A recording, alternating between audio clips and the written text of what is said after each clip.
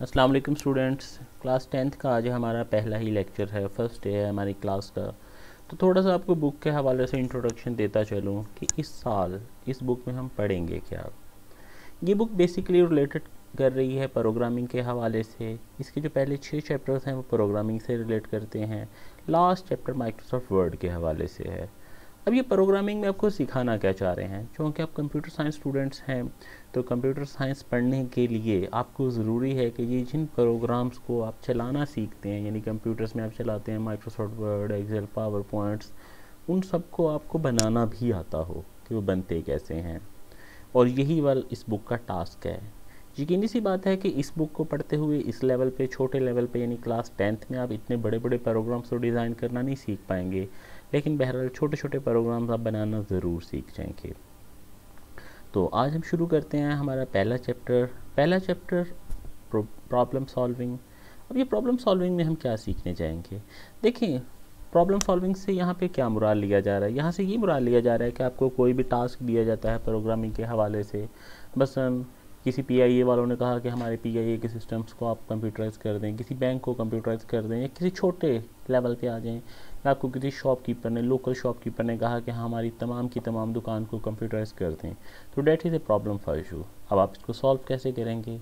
यकीनी सी बात है, किसी भी प्रॉब्लम को हल करना हो तो उसके लिए एक सिस्टमेटिक अप्रोच, सिस्टमेटिक तरीक़ाकार अडॉप्ट करना चाहिए। जैसे फॉर एग्ज़ाम्पल मैं आपके सामने एक एग्ज़ाम्पल पेश करता हूँ कि आपने अपना घर डिज़ाइन करवाना है, बनाना है। तो सिस्टमेटिक वे क्या होगा कि आप किसी आर्किटेक्ट पे जाएं, उससे एक नक्शा मैप बनवा लें, उसको गौर व फिक्र करें, देखें क्या वो आपकी रिक्वायरमेंट को मीट कर रहा है। अगर तो वो आपकी रिक्वायरमेंट्स को मीट कर रहा हो तो फिर तो बहुत बेहतर है, आप फर्दर नेक्स्ट स्टेप पे मूव करें, उसका किसी से एस्टीमेट बनवाएं कि कितने पैसे खर्च होंगे। अगर वो आपके बजट से भी मीट कर रहा हो तो फिर आप उसे बनाना शुरू कर दें। यकीनन हाउस आपकी नीड्स के मुताबिक बनेगा। लेकिन अगर आप ऐसा नहीं करते, शुरू कर देते हैं, जाते ही सीधे बनवाना शुरू कर दिया, हो सकता है बाद में आपको आइडिया हो कि ये रूम इधर नहीं इधर होना चाहिए, आपकी रिक्वायरमेंट से मैच ना करे। या ये भी हो सकता है कि आप हाफ एक बना पाएँ, उसके बाद आपका बजट शॉर्ट हो जाए, फुलफिल ना कर सकें। तो इसलिए कंप्यूटर प्रोग्राम में भी आपने यही टेक्निक्स अडॉप्ट करनी है कि जब भी आपके पास कोई कंप्यूटर प्रोग्राम आए तो आपने एक सिस्टमेटिक वे, मुनज़्ज़म तरीक़ा कार इख्तियार करना है, जिससे आप अच्छे अंदाज में उस प्रोग्राम को बना सकें, बनवा सकें। तो अब हम सबसे पहले आते हैं हमारी इसी प्रॉब्लम सॉल्विंग की तरफ। तो प्रॉब्लम सॉल्विंग क्या हुई। Problem solving is a skill which can be developed by following a well organized approach. Programming is also a problem solving activities. ये आप लर्न कर लीजिएगा। तो प्रॉब्लम सॉल्विंग में जो स्टेप्स इन्वॉल्व होते हैं वो कौन कौन से हैं। ये 9 स्टेप्स हैं जिनके नाम आपने फ़िलहाल याद कर लेने हैं।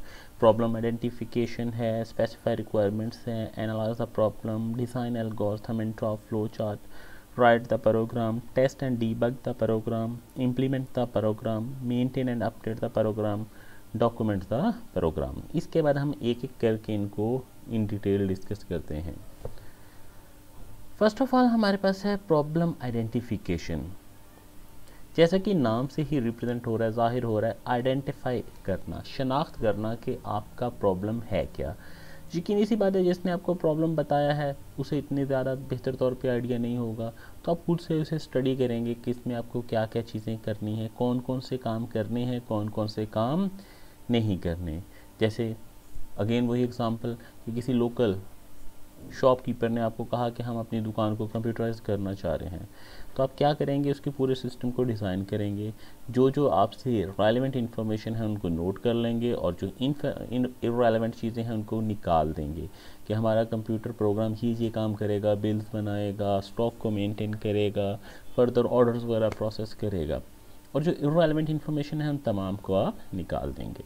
तो प्रॉब्लम आइडेंटिफिकेशन क्या हुई। At this stage the problem being solved is observe carefully. ध्यान से देखें, major areas of concern are identified and irrelevant information is filtered out. Next step हमारे पास है स्पेसिफाई रिक्वायरमेंट्स। यकीनी सी बात है, हर किस्म का जो प्रोग्राम है उसमें ख़ास किस्म की रिक्वायरमेंट्स होती हैं। अब ये रिक्वायरमेंट्स यूज़र की तरफ से भी आ सकती हैं कि यूज़र आपसे ये सोच रहा हो कि मुझे ये काम करवाना है। जैसे अगेन ऊपर वाली एग्जांपल में कि जब आप कंप्यूटर प्रोग्राम बना के उस लोकल शॉपकीपर के पास जाएं तो वो कहे कि नहीं भाई ये तो दुकान की सफाई वगैरह भी कंप्यूटर को करनी है। यकीनन ऐसा तो पॉसिबल नहीं था। अब उसके जहन में हो सकता है ऐसी रिक्वायरमेंट्स होंगी, ये चीज़ें भी होनी चाहिए। तो इस स्टेज पे आप क्या करेंगे, डिटेल्ड रिक्वायरमेंट्स जो हैं वो इकट्ठी कर लेंगे कि ये काम हो सकते हैं, और इसके बाद आप उसकी रिटन फॉर्म में लिख लेंगे कि हमारा जो कंप्यूटर प्रोग्राम है ये काम करेगा, ये काम नहीं करेगा। तो इस स्टेज पे आप क्या करेंगे, this stage demands to make clear the users requirement so that a proper solution could be suggested. This stage involves the formation of a requirement document which describe the feature the system is expected to provide। यानी साथ ही साथ आप क्या करेंगे, एक requirement document भी बना लेंगे। रिक्वायरमेंट डॉक्यूमेंट में क्या आप लिखेंगे कि आपके जो सिस्टम ने, आपने जो कंप्यूटर सिस्टम डिज़ाइन करना है उसमें कौन कौन से फीचर्स होंगे, कौन कौन सी खसूसियात होंगी। Next, analyse the problem. Analyse तजजिया करना वैसे तो होता है। तो इस स्टेज में हम क्या करते हैं, इस स्टेज में हम डीकम्पोज करते हैं। कोई बड़ा प्रॉब्लम है उसको छोटे हिस्सों में तकसीम कर लेते हैं। Rather on concentrating the bigger problem as a whole we try to solve each sub problem separately. तो हम इसमें क्या करते हैं, एक बड़े प्रोग्राम को छोटे हिस्सों में तकसीम कर लेते हैं और छोटे छोटे हिस्सों को सॉल्व करते हैं। फ़ायदा क्या होगा इसका, this leads to a simple solution. इससे एक सादा हल निकल आएगा। This technique is also known as top-down design or divide and conquer rule। तो इसी टेक्निक को टॉप डाउन डिज़ाइन और डिवाइड एंड कनकेयर रूल भी कहते हैं।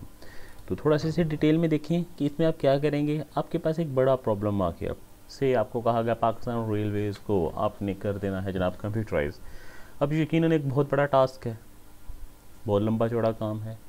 अब आप अगर अकेले शुरू हो गए तो हो सकता है 20-30 साल लग जाएं आपको बनाते हुए। अब 30 साल बाद जब आप बना के जाएं रेलवेज़ के पास तो उनका तो पूरा सिस्टम ही चेंज हो चुका हो, उन्हें आपके बनाए हुए प्रोग्राम की ज़रूरत ही ना रहे, तब आप उसका क्या करेंगे, अल्टीमेट वेस्टेज ऑफ टाइम। तो जहाँ पे कोई बड़ा प्रॉब्लम आ जाए ना तो उसको हम छोटे हिस्सों में तकसीम कर लेते हैं और उस पर टीम वर्क की शक्ल में काम करते हैं। टीम बना के लगाएंगे कि कुछ लोग एक काम करें, कुछ लोग दूसरा काम करें। अगर एक बंदा एक काम को 10 दिनों में कर रहा है तो आप 10 बंदों की टीम लगा के डिस्ट्रीब्यूट कर देते हैं काम, तो वही काम एक दिन में भी हो सकता है। या एक बंदा अगर एक काम 300 दिनों में कर रहा है तो आप क्या करेंगे, 10 एक बंदों की टीम लगाएं तो वो 30 डेज़ में 30-35 दिनों में काम हो जाएगा। तो यही काम हम यहाँ पे कर रहे होते हैं एनालाइज द प्रॉब्लम में, कि बड़े प्रॉब्लम को छोटे हिस्सों में डीकम्पोज कर देते हैं और हर छोटे हिस्से को हल करते जाएं। यकीनी सी बात है जब छोटे छोटे टास्क आपके मुकम्मल होंगे तो आपका प्रोग्राम कंप्लीट हो जाएगा। साथ ही साथ आपने इसका फ़ायदा भी ध्यान में रखना है कि फ़ायदा क्या होगा। एक तो इससे सिंपल सोल्यूशन निकल आएगा, सादा हल निकलेंगे, और इस टेक्निक को टॉप डाउन डिज़ाइन या डिवाइड एंड कनकेयर रूल भी कहते हैं। तो थैंक यू बेटा, आज हमारे पास इतना ही लेसन था। अल्लाह हाफिज़, बाकी हम कल पढ़ेंगे। और जैसे कि प्रैक्टिस है, आप लोगों ने सारे कुछ याद करके लिखना है और लिख के सेंड करना है। ये लेसन सिर्फ कंप्यूटर साइंस के स्टूडेंट्स के लिए, उन्होंने ही लेसन को लिख के रिप्लाई करना है। Thank you.